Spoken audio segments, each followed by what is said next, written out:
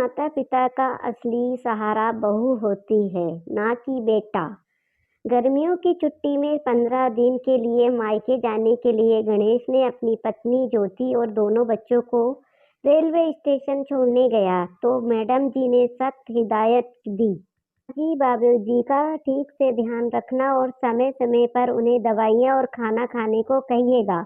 हाँ हाँ ठीक है, जाओ तुम आराम से, 15 दिन क्या 1 महीने बाद आना। माँ बाबूजी और मैं मजे से रहेंगे और यही उनके ख्याल की बात तो। आखिर बेटा उनका, गणेश ने बड़ी अकड़ से कहा। ज्योति मुस्कुराते हुए ट्रेन में बैठ गई।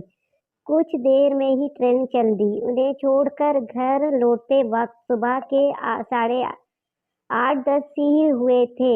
इसने सोचा बाहर से ठीक कचौड़ी समोसे लेकर चलूं ताकि माँ को नाश्ता ना बनाना पड़े। घर पहुंचा तो माँ ने कहा, मुझे नहीं पता क्या तला गला खाना पिछले 8 महीनों से बंद कर दिया।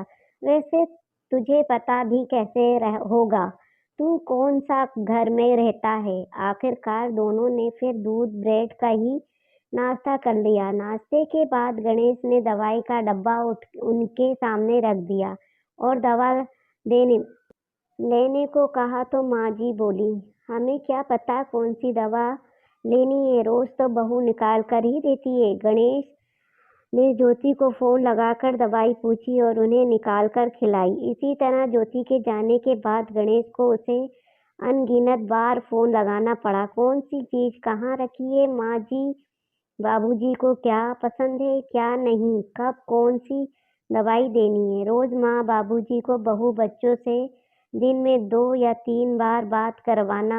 गिन गिन कर दिन कट रहे थे। दोनों सच कहूँ तो माँ बाबूजी के चेहरे मुरझा गए थे, चिड़ापन बढ़ गया था उनका। गणेश अपने आप को बेबस महसूस करने लगा।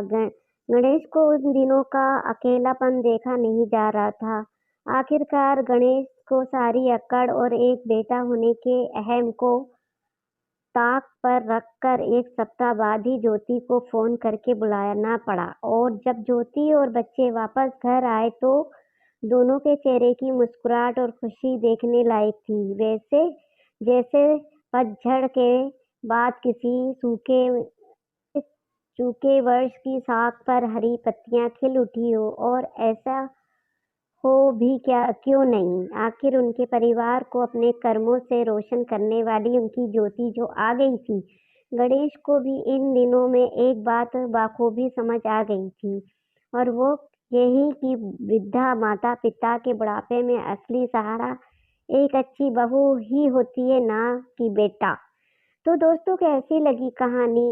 अगर चैनल में नए हो तो सब्सक्राइब कीजिए, लाइक कीजिए।